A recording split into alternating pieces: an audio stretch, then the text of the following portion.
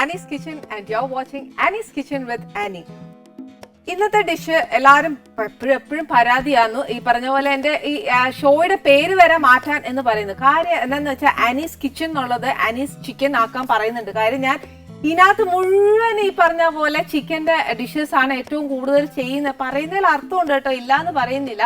പക്ഷെ എന്നാലും ഈ പറഞ്ഞ പോലെ നല്ലപ്പലാന്നേലും ഞാൻ ഈ പറഞ്ഞ ഒരു വെജിറ്റേറിയൻ ഡിഷാന്ന് ചെയ്യുന്നില്ലേ. അതുകൊണ്ട് ഈ പറഞ്ഞ പോലെ തന്നെ ഒരുപാട് കുറ്റം പറയല്ലേ. പിന്നെ ആന്നേലും ഏറ്റവും കൂടുതൽ എല്ലാവർക്കും നോൺ വെജ് കഴിക്കാനാണ് ഏറ്റവും ഇഷ്ടം.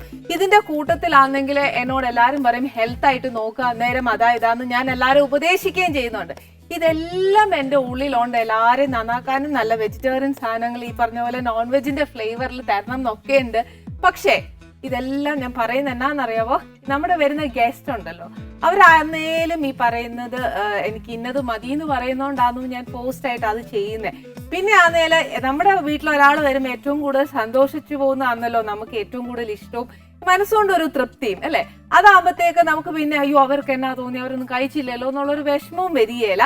നമുക്കും സന്തോഷം, അവർക്കും സന്തോഷം. പക്ഷെ എന്നാലും വെജിറ്റേറിയൻ കാര്യം മറക്കാൻ ഒക്കിയല്ല. ഇന്ന് ചെയ്യാൻ പോകുന്ന ഒരു ഡിഷ് എന്ന് പറയുന്നത് ഒരു കോഫ്തയുടെ കറിയാ ചെയ്യാൻ പോകുന്നത്. ദാറ്റ് ഈസ് പാലക്ക് വെച്ചിട്ടാ ചെയ്യാൻ പോകുന്നത്. പാലക് പനീർ കോഫ്ത കറി.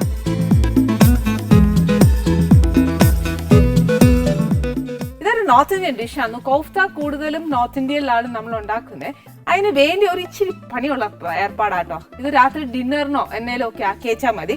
ഇനി വേണ്ടിയ സാധനങ്ങൾ കുറച്ച് ശ്രദ്ധയായിട്ട് എഴുതിയെടുത്തില്ലെങ്കിൽ എല്ലാം കയ്യിൽ നിന്ന് പോവേ. ഇതിന് മുന്നേ നമ്മൾ പാലക്കിന്റെ ഗ്രേവി ചെയ്തിട്ടുണ്ട്. പക്ഷെ എന്നാലും ഞാൻ ഒന്നുകൂടെ പറഞ്ഞുതരാം. പാലക്കിന്റെ ഗ്രേവിക്ക് വേണ്ടിയുള്ള സാധനങ്ങൾ എന്നാന്നേത് എഴുതിക്കും.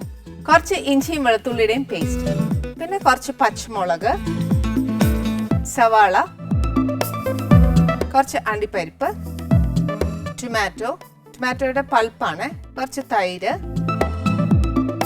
കുറച്ച് പാലക്കാണ്. ഇത് നമ്മൾ എന്നാ പറഞ്ഞ വേവിച്ച് വെച്ച് അതിനെ നല്ലതായിട്ട് അരച്ചെടുത്തേക്കുവാണ്. കുറച്ച് ഗരം മസാല, ഇച്ചിരി ഉപ്പ്, പിന്നെ കുറച്ച് ക്രീം. ഇത് ഉണ്ടാക്കാനായിട്ട് ഉപയോഗിക്കുന്ന ഒന്നെങ്കിൽ ബട്ടർ, അല്ലെന്നുണ്ടെങ്കിൽ ഏതെങ്കിലും ഒരു വെജിറ്റബിൾ ഓയിൽ. ഇത് ഇത്രയും ഗ്രേവിക്കുള്ള സാധനമാ. ഇനി കോഫ്ത ഉണ്ടാക്കാനുള്ള സാധനം എന്നാന്ന് വെച്ചാല് കുറച്ച് സ്പൈസസ് ഉണ്ടാവേ.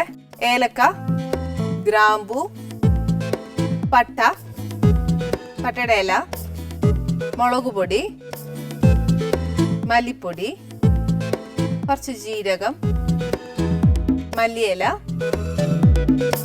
കുറച്ച് കായം, പിന്നെ ഇച്ചിരി നെയ്യ്, കുറച്ച് പനീർ, ഇച്ചിരി ഓട്സ് പൊടിച്ചതായത്, കുറച്ച് ഒലീവ് ഓയിലും നെയ്യും നമ്മുടെ കായും ഓപ്ഷണലാണ്. ഇത് മസ്റ്റായിട്ട് ഇടേണ്ട. കാര്യം നെയ്യ് വേണ്ടാത്തവർക്ക് നെയ്യ് ഉപയോഗിക്കേണ്ട. അതിനെല്ലാം വെജിറ്റബിൾ ഓയിൽ ഉപയോഗിച്ചാൽ മതി.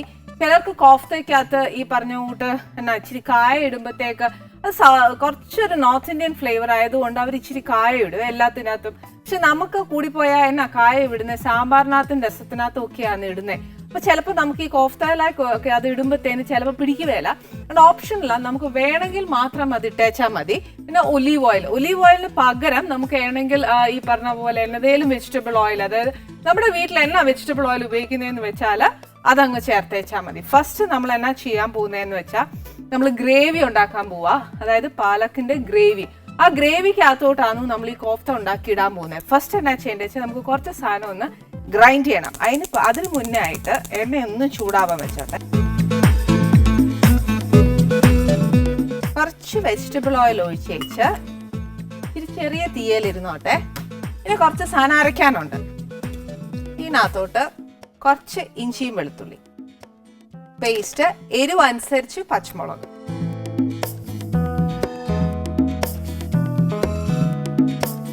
പിന്നെ ഒരു ഇച്ചിരി ഉള്ളി,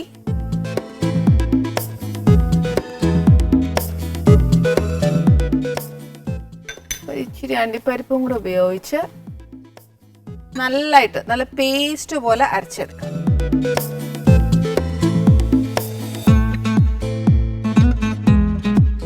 അല്ലെങ്കിൽ ഉള്ളി അരഞ്ഞു തുടങ്ങുമ്പോഴത്തേക്ക് ഇത് കുറച്ച് വെള്ളമാവും. എന്നാലും ഒരു ഇച്ചിരി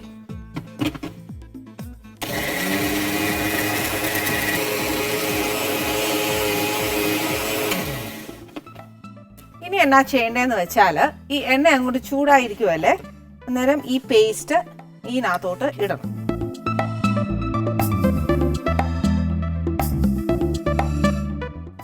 ഈ പേസ്റ്റിനകത്ത് ഇട്ടേച്ച് ഉള്ളിയുടെ ഒരു പച്ചച്ചോവ മാറുകയല്ലേ, അതുവരെ ഒന്ന് വഴട്ടണേ.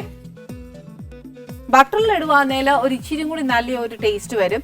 അതല്ല ഒരുപാട് ഹെൽത്ത് കോൺഷ്യസ് ആണെന്നുണ്ടെങ്കിൽ ഏതെങ്കിലും വെജിറ്റബിൾ ഓയിൽ ചേർത്താൽ മതി. എന്ന് വെച്ചാൽ ഒരു ഇച്ചിരി ടേസ്റ്റിന് ഒരു ഇച്ചിരി ബട്ടർ ഇട്ടേച്ചാൽ മതി.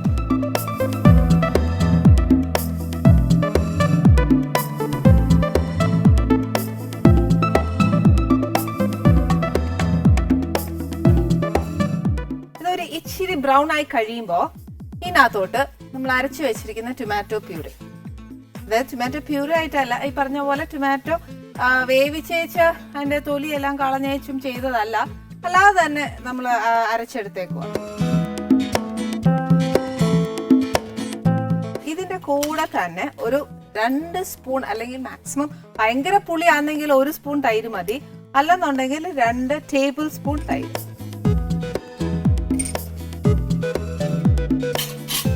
ഇതും കൂടെ ഒന്ന് ചേർത്തേച്ച് ശരിക്കും പറഞ്ഞാൽ നമ്മുടെ ആ തൈരിന്റെയും ടൊമാറ്റോയുടെയും കംപ്ലീറ്റ് ആയിട്ടുള്ള വെള്ളം കംപ്ലീറ്റ് അങ്ങ് പറ്റണേ.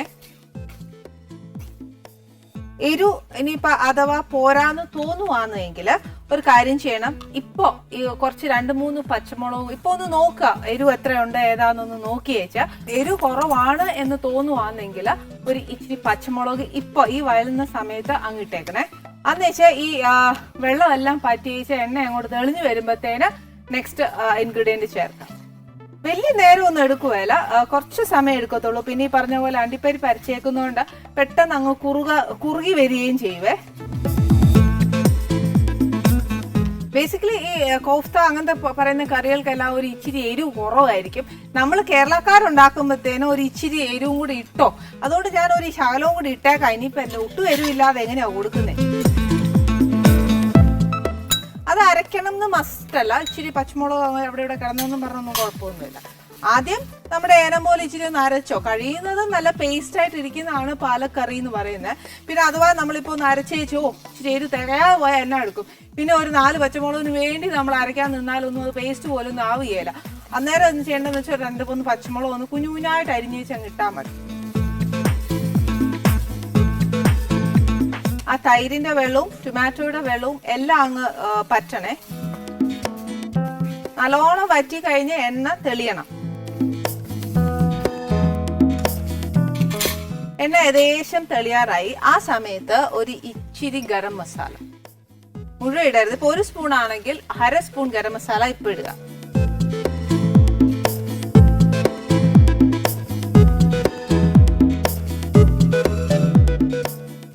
എണ്ണ സൈഡിൽ നിന്നും നടുക്കുന്നും ഒക്കെ ഒരു ഇച്ചിരി ഇച്ചിരിയായിട്ട് തെളിഞ്ഞു വരുന്നുണ്ട്. ഈ സമയത്ത് ഈ അരച്ചു വെച്ചേക്കുന്ന പാലക്ക്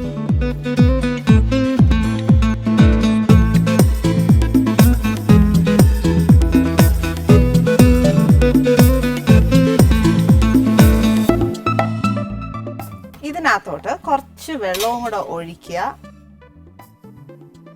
ഒഴിച്ചേച്ച ഒരു ഇച്ചിരി ഉപ്പ്,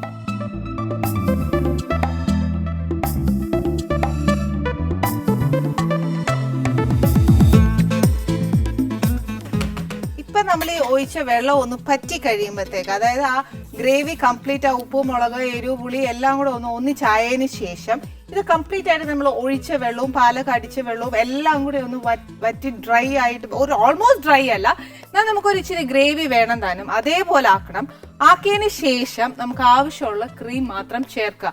ഇനി ഈ സമയത്തും ഒരിക്കൽ കൂടെ നമുക്ക് നോക്കാം എന്നാന്ന് വെച്ചാൽ എന്നാ ഉപ്പോ എരിവോ പുളിയോ എന്നതാ വേണ്ടിയെന്ന് വെച്ചാൽ അതിന്റെ ആ ഏറ്റക്കുറച്ചിൽ എന്നാന്ന് വെച്ചാൽ അതങ്ങ് ചേർത്തോണം. അതായത് പനീർ, ഈ പറഞ്ഞ പനീറല്ല, ആ പാലക്ക് ചേർക്കുന്നതിന് തൊട്ടു മുമ്പ് ഒരു ചാൻസ് ഉണ്ട് നമുക്ക് ഒന്നുകൂടെ ചേർക്കാൻ.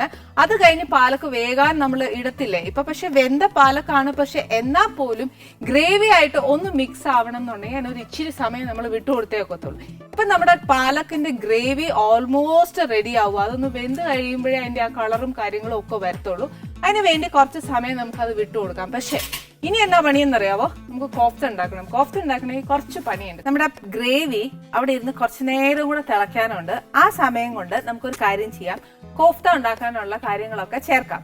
ഇതിനകത്ത് കോഫ്ത ഉണ്ടാക്കാൻ വലിയ കാര്യങ്ങളൊന്നുമില്ല. ഞാൻ രണ്ടാമത് പറഞ്ഞ കംപ്ലീറ്റ് ഇൻഗ്രീഡിയന്റ് ഒരു ബൗളിലോട്ട് ആക്കുക. എന്ന് വെച്ചാൽ നമ്മൾ കുഞ്ഞു കുഞ്ഞു ബോൾസ് ആക്കി എടുത്തേച്ച് ഇച്ചിരി ഒലീവ് ഓയിൽ ഉണ്ടെങ്കിൽ ഒലീവ് ഓയിൽ, അല്ലെങ്കിൽ വെജിറ്റബിൾ ഓയിൽ ഏതാന്ന് വെച്ചാൽ അതും ഒരു ഇച്ചിരി നെയ്യും കൂടെ ഇട്ടേച്ച് ആ ബോൾസ് ഒന്ന് എല്ലാ സൈഡും ബ്രൗൺ ആവുന്നിടം വരെ നല്ലോണം ഒന്ന് ആക്കിയെടുക്കുക, വറുത്തെടുക്കുക. അതിനുശേഷം നമ്മുടെ ഈ ഗ്രേവിയിലോട്ട് ഒഴിച്ചേച്ച് ക്രീമും ചേർക്കുക. അത്രയും മാത്രമേ ഉള്ളൂ. കോഫ്ത എന്ന് പറഞ്ഞ് പേടിക്കാനും മാത്രം ഒന്നുമില്ല. പിന്നെ ഈ പറഞ്ഞ പോലെ നമ്മൾ എന്നാ പറയാ, ഒരു ഉള്ളിന്റെ ഉള്ളിൽ ചെല്ലുമ്പോൾ ആ കോഫ്തയ്ക്ക് ഉള്ളിൽ ഒരു റോ ടേസ്റ്റ് വരും. പക്ഷെ റോ ടേസ്റ്റിന്റെ ഉള്ള സാധനങ്ങളും ഇതിനകത്തില്ല. ഒരു സെമി കട്ട്ലേറ്റ് ഒക്കെ ഉണ്ടാക്കില്ലേ എന്ന് പറയുന്ന പോലെ ഉള്ളൂ. ഇനി ഇതിനകത്ത് വേണ്ടിയ സാധനങ്ങൾ എന്നാന്ന് വെച്ചാല്, ഫസ്റ്റ് നമ്മൾ പനീർ നല്ലതായിട്ട് അങ്ങ് പൊടിച്ച് ഇതിനകത്ത് അങ്ങ് ചേർക്കണേ. പിന്നെ ബാക്കി വന്നേക്കുന്ന ഉള്ളി ഇച്ചിരിയേ കാണത്തുള്ളൂ, അത് മതി. എരിവ് അനുസരിച്ച് പച്ചമുളക്, നിറച്ച് മല്ലിയില, സ്പൈസസ് ഇവിടെ ഞാൻ പട്ട, ഗ്രാമ്പൂ, ഏലക്ക, പിന്നെ പട്ടയുടെ ഇല വെച്ചിട്ടുണ്ട്. ഇതിന് പകരം ഒന്നെങ്കിൽ നമുക്ക് ഇത് നമ്മുടെ ഗ്രേവിയിൽ ചേർക്കാം, അതല്ലാന്നുണ്ടെങ്കിൽ ഇത് പൊടിച്ചു വെച്ചേക്കുന്നത് ഗ്രേവി ചേർത്താൽ മതി. ഇത് നമ്മൾ ചിലപ്പോൾ ഓർത്തിരിക്കുകയില്ല എന്നാക്കിയ സ്പൈസസ് ആണ് നമ്മൾ ഇട്ടേന്നുള്ളത്. അന്നേരം അതുകൊണ്ട് ഒരു എളുപ്പ വഴി മനസ്സിലാക്കിക്കോട്ടെ എന്ന് വിചാരിച്ചിട്ടാണ് ഞാൻ ഗരം മസാല പൊടിച്ചു വെച്ചത്. ഇപ്പൊ ഞാൻ ഇവിടെ പട്ട, ഗ്രാമ്പു, ഏലക്ക എല്ലാം വെച്ചേക്കുന്ന ഓപ്ഷനിലാണ്. ഇത് നമ്മുടെ ഇഷ്ടമാണ്. ഒന്നെങ്കിൽ ഇങ്ങനെ ഇടാം, അല്ലെന്നുണ്ടെങ്കിൽ പൊടിച്ചതിടാം. നമുക്ക് ഇതിനകത്തോട്ട് ഇങ്ങനെ ഇട്ടാൽ ഒക്കുകയില്ല. ഗ്രേവിയിൽ ഇങ്ങനെ ഇടുവാണെങ്കിൽ പിന്നെ കോഫ്തയിൽ പൊടിച്ചതിട്ടാൽ മതി. ഇപ്പൊ എനിക്ക് എളുപ്പമാക്കാൻ വേണ്ടിയിട്ട് ഞാൻ രണ്ടിലും അതിന്റെ പൊടിയായി ഇടുന്നത്. ഫസ്റ്റ് എന്നാ ചെയ്യണമെന്ന് വെച്ചാല് കുറച്ച് ജീരകം, ഒരുപാട് വേണ്ട, ഒരു നുള്ളു. നമുക്ക് ഈ ജീരകത്തിന്റെ ഒക്കെ ഫ്ലേവർ ഒരുപാട് അങ്ങ് ഇഷ്ടമാവുകയില്ല. കുറച്ച് മസാല, കുറച്ച് മല്ലിപ്പൊടി, കുറച്ച് മുളക് പൊടി, പച്ചമുളക് ഇട്ടിട്ടുണ്ട് അതുകൊണ്ട് ഒത്തിരി വേണ്ട. അന്നേച്ച ഒരു ഇച്ചിരി ഓട്സിന്റെ പൊടി,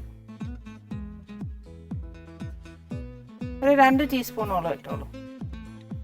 ഇതിനകത്തോട്ട് ഒരു ഇച്ചിരി ഉപ്പ്, ഇച്ചിരി വേണ്ട, കറിക്കകത്ത് ഉപ്പുണ്ട് അതുകൊണ്ട് ഒരുപാട് ഇടണ്ട, കുറച്ചിട്ടേച്ചാൽ മതി. അന്നേച്ച് ഇതിനെ നല്ലതായിട്ട് നമ്മൾ കട്ട്ലേറ്റിനൊക്കെ ഉരുളക്കിഴങ്ങൊക്കെ ഇട്ടേച്ച് മീറ്റൊക്കെ ചേർത്തേച്ച് നല്ലതായിട്ട് കുഴയ്ക്കുവല്ലേ എന്ന് പറഞ്ഞ കൂട്ട് നല്ല അസലായിട്ട് കുഴയ്ക്കാം. പനീറിനകത്തെ ആ മോയിസ്റ്റ് മതിയാവും ഇതൊന്ന് കുഴയാനായിട്ട്. സമയം പാൻ ഒന്ന് ചൂടാക്കട്ടെ.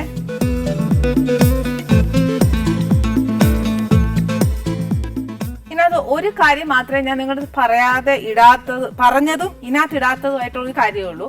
കായം ഈ പറഞ്ഞ പോലെ എനിക്ക് അത്ര അങ്ങോട്ട്, ഞാൻ പറഞ്ഞില്ലേ നമ്മൾ മലയാളികളായതുകൊണ്ട് രസത്തിലും സാമ്പാറിലും ഒക്കെ ഇടുന്ന ഏറ്റവും കൂടുതൽ ഇഷ്ടം. പക്ഷെ നോർത്ത് ഇന്ത്യൻ സൈഡിൽ കായം എല്ലാത്തിനും അവർ ചേർക്കും. ഇതിനകത്ത് ഞാൻ ചേർക്കുന്നില്ല. ഇഷ്ടമുള്ളവർക്ക് കായം ചേർക്കാവേ. ഈ കുഴയ്ക്കുമ്പോഴത്തേക്ക് അത് പൊട്ടിപ്പോവാതിരിക്കുന്ന രീതിയിൽ തന്നെ അത് മിക്സ് ചെയ്തെടുക്കണേ. ഇനി നമ്മുടെ പാനിനകത്തോട്ട് ഒരു ഇച്ചിരി എണ്ണയും, ഒലീവ് ഓയിൽ ഉണ്ടെങ്കിൽ അത്, ഇല്ലെന്നുണ്ടെങ്കിൽ സാധാ വെജിറ്റബിൾ ഓയിൽ മതി. അതിന്റെ കൂടെ തന്നെ ഒരു ഇച്ചിരി നെയ്യ് അല്ലെങ്കിൽ ബട്ടർ ഏതായാലും മതി.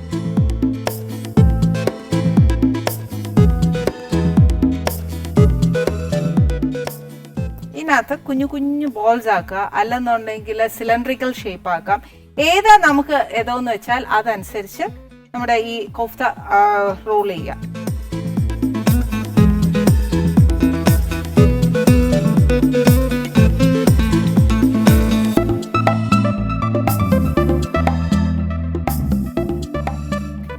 നമ്മുടെ കോഫ്ത കറി എന്ന് പറയുന്നത്. പക്ഷെ ഇതിനെന്നാന്നറിയാവോ, ഇത്രയും പനീർ ഉരുട്ടി ഇതിനകത്ത് ഇട്ടേച്ച് അത് വറുത്ത് കറിയിലിട്ട് ഗ്രേവി ആക്കി എടുക്കണമെങ്കിൽ ഒരു കുറച്ച് ബ്രേക്ക് എങ്കിലും വേണ്ടേ? കുറച്ചല്ല കേട്ടോ, എന്തായാലും നമുക്കൊരു ബ്രേക്ക് വേണം. എന്ന് വെച്ചാല് ഈ പറഞ്ഞ പോലെ കറിയിൽ ഗ്രേവി ആക്കാനുണ്ട്. കംപ്ലീറ്റ് ഗ്രേവി ആയി കഴിഞ്ഞു, പക്ഷെ ഈ കോഫ്ത കംപ്ലീറ്റ് ഇങ്ങനെ ബോൾസ് ആക്കി ഇട്ടേച്ച് ബ്രൗൺ ആവണം. ബ്രൗൺ മീൻസ് നമ്മുടെ കട്ട്ലേറ്റ് പോലെ. ഇതിനകത്ത് ബൈൻഡിങ് ആയിട്ട് നമുക്ക് ബ്രെഡ് ക്രംസോ അങ്ങനെ ഒന്നുമില്ല. ഇത് ഇങ്ങനെ റോ ആയിട്ട് തന്നെ നമ്മൾ ഇടുന്നത്. അതുകൊണ്ട് കരിഞ്ഞു പോകാതെ കട്ട്ലേറ്റിനോളം വരുന്ന പോലെ ബ്രൗൺ ആക്കി ചുറ്റും ഫുള്ള് ആ ഹോൾ റൗണ്ട് ബ്രൗൺ ആക്കി വെച്ച് നമ്മുടെ കറിയിലോട്ട് ഇടുക. കറിയിലിട്ട് കുറച്ചു നേരം തിളച്ച് കഴിയുമ്പോൾ ക്രീമും കൂടെ ചേർത്ത് എടുക്കാനേ ഉള്ളൂ. നമ്മുടെ കോഫ്ത കറിയും എന്താ പറയാ പാലക്ക് വെച്ച് ചെയ്ത കറിയും ഇവിടെ റെഡിയാണ്. ഇത് കോഫ്ത ശരിക്കും ഒരു ടോട്ടലി നോർത്ത് ഇന്ത്യൻ ആണ്, സൗത്ത് ഇന്ത്യൻ ആയിട്ട് കമ്പയർ ചെയ്യാനേ പാടില്ല. പിന്നെ ഈ കോഫ്ത ഉണ്ടാക്കാൻ വേണ്ടി വെച്ച് ഇച്ചിരി ഒരു പ്രയാസമാണെന്ന് വിചാരിച്ച് വെച്ചാൽ ഗ്രേവി മാത്രം ഉണ്ടാക്കി കഴിക്കുവാണെങ്കിൽ അതിന് ടേസ്റ്റ് ഒന്നും ഇല്ലെന്നല്ല. പിന്നെ ഒരു എളുപ്പ വഴിയും കൂടെ ഞാൻ പറയാം, അതിനകത്ത് പനീർ ഇച്ചിരി മുരിച്ചിട്ടാൽ കുറച്ചുകൂടെ ടേസ്റ്റ് ഉണ്ടാവും.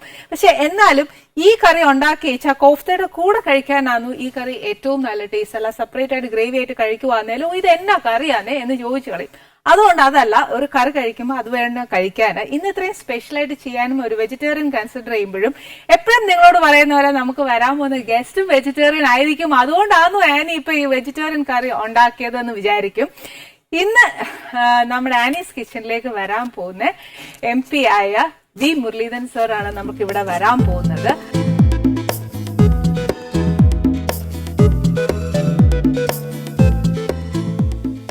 സ്പെഷ്യൽ കറിയാണ്. അല്ല, ഒരു ചെറിയൊരു സ്പെഷ്യൽ ഉണ്ട്. എന്നാൽ നമ്മുടെ കേരള ഭക്ഷണമല്ല, പക്ഷെ സാറിന് ഇച്ചിരി ഇഷ്ടമാവും. കാരണം സാർ മഹാരാഷ്ട്രയിലൊക്കെ ഇച്ചിരി ഉണ്ടായിരുന്നു ഒക്കെ, അതുകൊണ്ടും ഇഷ്ടപ്പെടാൻ ചാൻസ് ഉണ്ട്. ചപ്പാത്തിയൊക്കെ കഴിച്ച് ശീലം, അതാ ഒത്തിരി ശീലമുണ്ട്. പക്ഷെ ഈ പറഞ്ഞ പോലെ ഞാൻ എപ്പോഴും സാറിന് ഒരു കാര്യം ശ്രദ്ധിച്ചേക്കുന്ന എന്നാന്നറിയാം, ഭയങ്കര ഈശ്വര വിശ്വാസിയും ഭയങ്കര ഒരു പ്ലസന്റ് ഫേസും ഒരു ടെൻസ്ഡോ ഒരു സ്ട്രെസ്ഡ് ആയിട്ടോ ഒരു എന്താ പറയാ ആ ഒരു ഫ്രസ്ട്രേഷൻ ഒന്നും കാണിച്ചുകൊണ്ടുള്ള ഒരു വർത്താനോ ഒന്നും ഇതുവരെ TV പോലും ഞങ്ങൾ കണ്ടിട്ടില്ല. ഇതിന്റെ ഒരു രഹസ്യം എന്നാ? അല്ല, രഹസ്യമല്ല, അതിൽ ഇത്രേ ഉള്ളൂ. ഈ നമ്മുടെ ജീവിതത്തിൽ ധാരാളം പ്രശ്നങ്ങളൊക്കെ ഉണ്ടാവും. പക്ഷെ ആ പ്രശ്നങ്ങൾ നമ്മുടെ മുഖത്ത് ഇങ്ങനെ കൊണ്ടു നടക്കേണ്ട ആവശ്യമില്ല. നമ്മൾ നേരിടുന്ന പ്രശ്നങ്ങൾക്ക് പരിഹാരം കണ്ടെത്താൻ പരമാവധി ശ്രമിക്കുക. അതേസമയത്ത് ആ പ്രശ്നത്തിന്റെ ഭാഗമായിട്ട് അവരോടൊപ്പം ടെൻഷനിലെ ഭാഗമാകാതിരിക്കുക. അൺഅറ്റാച്ച്ഡ് ആയിട്ട് പ്രശ്നം പരിഹരിക്കാൻ ശ്രമിക്കുക. അത് നല്ലൊരു ഗൈഡ് ലൈൻസ് ആണ് അല്ലേ? അത് എല്ലാവർക്കും ആ ഒരു സാധനം ഏറ്റെടുക്കാവുന്നേ ഉള്ളൂ. അല്ലെങ്കിൽ എല്ലാവരും നമ്മൾ മലയാളികൾ മിക്കപ്പോഴും ഉള്ള പ്രശ്നം മുഴുവൻ വാരി തലേ കയറ്റി വെച്ചേ എല്ലാവരോടും ഫ്രസ്ട്രേറ്റഡ് ആവും, അറ്റ്മോസ്ഫിയറും അങ്ങ് വല്ലാണ്ടായി പോവും. പക്ഷെ അത് നല്ലൊരു ക്വാളിറ്റി ആയിട്ടാ സാറിനെ മനസ്സിലാക്കണ്ടേ. തീർച്ചയായിട്ടും ഞാനത് ജീവിതത്തിൽ അങ്ങനെയാണ്. അതിനെ ജീവിതത്തോടുള്ള എന്റെ അപ്രോച്ച് അതാണ്. എനിക്ക് ചെയ്യാനുള്ളത് മുഴുവൻ ചെയ്യുക. പരീക്ഷയ്ക്ക് വേണ്ടി തയ്യാറെടുക്കുമ്പോൾ തലേ ദിവസം നമുക്ക് ചെയ്യാവുന്നതെല്ലാം ചെയ്യുക. ഇനി എന്ത് വരും അതിനെ ആലോചിച്ചിട്ട് ടെൻഷൻ എടുക്കേണ്ട ആവശ്യമില്ല. അത് വരുമ്പോൾ ഫേസ് ചെയ്യാം. Thank you sir. സർ എപ്പോഴും സാറിനെ TV കാണുമ്പോ ഉണ്ടല്ലോ, എപ്പോഴും ഡിബേറ്റിനകത്തൊക്കെ ഇരിക്കുമ്പോഴൊക്കെ ഇങ്ങനെ രാഷ്ട്രീയം മാത്രമേ ഞങ്ങൾ കേൾക്കുന്നുള്ളൂ. പക്ഷെ സാറിന്റെ ഫാമിലിയെ കുറിച്ച് ഞങ്ങൾ ഇതുവരെ ഒന്നും അറിഞ്ഞിട്ടില്ല. പക്ഷെ ഫാമിലിയെ പറ്റി പറയുമ്പോ എന്തായാലും നമുക്ക് ഇരുന്ന് വർത്താനം പറഞ്ഞാൽ എന്റെ അടുക്കളയിലാ വന്നേക്കുന്നത്. അന്നേരം സാറിന് ഞാൻ അതിന്റേത് ഓർഡർ തരണം. എനിക്ക് സത്യം പറഞ്ഞാൽ അതിന്റെ ഒരു ഭാഗ്യം കിട്ടിയിട്ടോ, സാറിനോട് വർത്താനം പറയാനും കുറെ കാര്യങ്ങളൊക്കെ ചോദിച്ചു മനസ്സിലാക്കാൻ. എനിക്കെന്നല്ല, വീട്ടുമാമാർ ഒത്തിരി പേരുണ്ട് സാർ, ഒരുപാട് കാര്യങ്ങൾ എന്നോട് ഇങ്ങനെ ചോദിച്ചു വിട്ടിട്ടുണ്ട്. സാർ വരുമ്പോ അത് ചോദിക്കണം ഇത് ചോദിക്കണം, ഞങ്ങളുടെ സംശയമൊക്കെ മാറ്റി തരണമെന്ന് ഞങ്ങൾ ചോദിക്കുവേ സാറിനോട് ആ സംശയമൊക്കെ ഒന്ന് മാറ്റി തരണം. നമുക്ക് അവിടെ ഇരുന്ന് വർത്താനം പറഞ്ഞാലോ?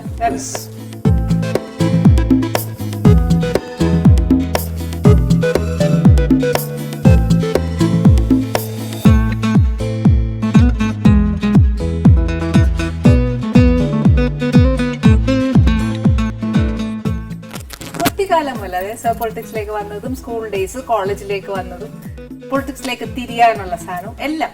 ഞാൻ തലശ്ശേരിയിലാണ് ജനിച്ചത്.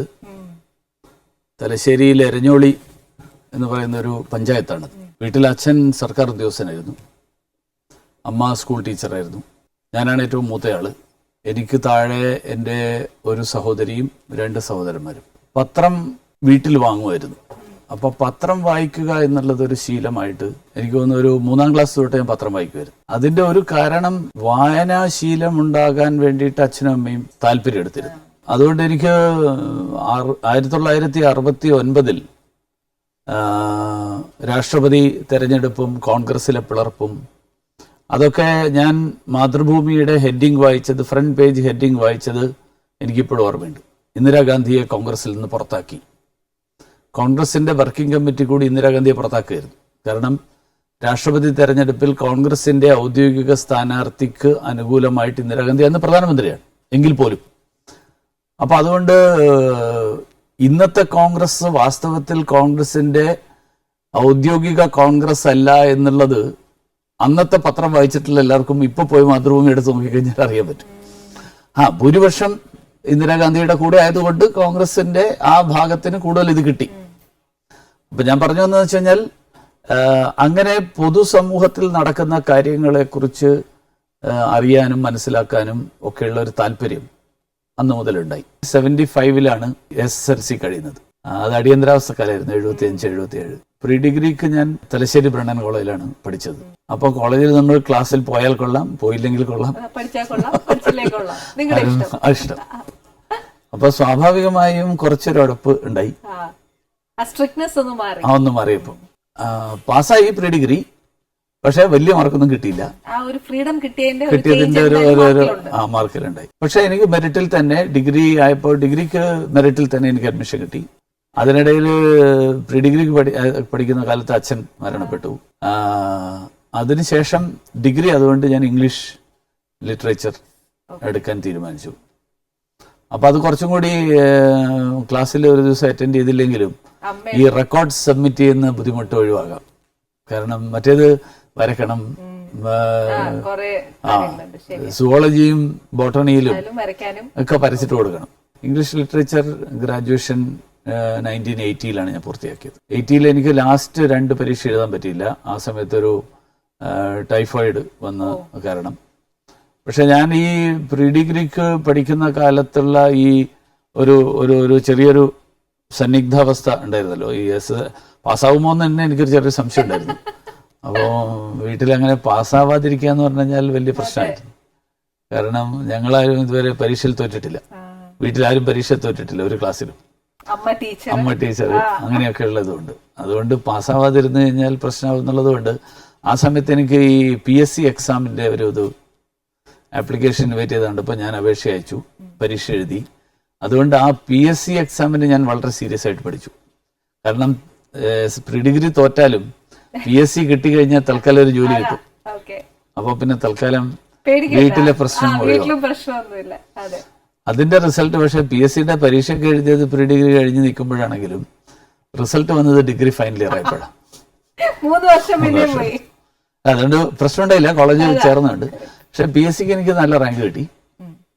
ഞാൻ ഡിഗ്രി എഴുതി എക്സാം കഴിഞ്ഞ് 7ാമത്തെ ദിവസം എനിക്ക് അപ്പോയിന്റ്മെന്റ് ആയി. അപ്പൊ സർ ഈ ശരിക്കും ഈ പ്രീ ഡിഗ്രിയിലേക്ക് കയറിയപ്പോ ശരിക്കും ഒരു ഫ്രീഡം കിട്ടി എന്നുള്ളത് സാറിന് മനസ്സിലായ, ഒരു സ്ട്രിക്ട് ലൈഫിന് അപ്പോഴൊക്കെ സാറിന് പൊളിറ്റിക്സിനോട് ഒരു ടേസ്റ്റോ അല്ലെങ്കിൽ ഉണ്ടല്ലോ? അല്ല, ഞാൻ സ്കൂളിൽ 7th സ്റ്റാൻഡേർഡ് 8th സ്റ്റാൻഡേർഡ് ആ കാലത്ത് തലശ്ശേരിയിലുള്ള സ്കൂളുകളിലൊക്കെ KSU ആണ് ഏറ്റവും പ്രധാനപ്പെട്ട സംഘടന. പിന്നെ SFI ഉണ്ട്, ABVP ഉണ്ട്. ഏതാണ്ട് SFIയും ABVP ഒക്കെ ഏതാണ്ട് ഒരേ ലെവലിൽ നിൽക്കുന്ന കാലഘട്ടമാണ്. ഇപ്പൊ 1971 ജനറൽ ഇലക്ഷൻ, ലോക്സഭയിലേക്കുള്ള ജനറൽ ഇലക്ഷൻ, ആ ജനറൽ ഇലക്ഷനാണ് എനിക്കൊരു പൊളിറ്റിക്കൽ ഇൻട്രസ്റ്റ് ഉണ്ടാക്കിയത്. കാരണം 1971 ജനറൽ ഇലക്ഷനിൽ മറ്റേ ബംഗ്ലാദേശ് യുദ്ധമൊക്കെ കഴിഞ്ഞ് ഇന്ദിരാഗാന്ധി വളരെ ശക്തിയായിട്ടുള്ള പ്രധാനമന്ത്രിയായിട്ട് നിൽക്കുന്ന ഒരു കാലഘട്ടം.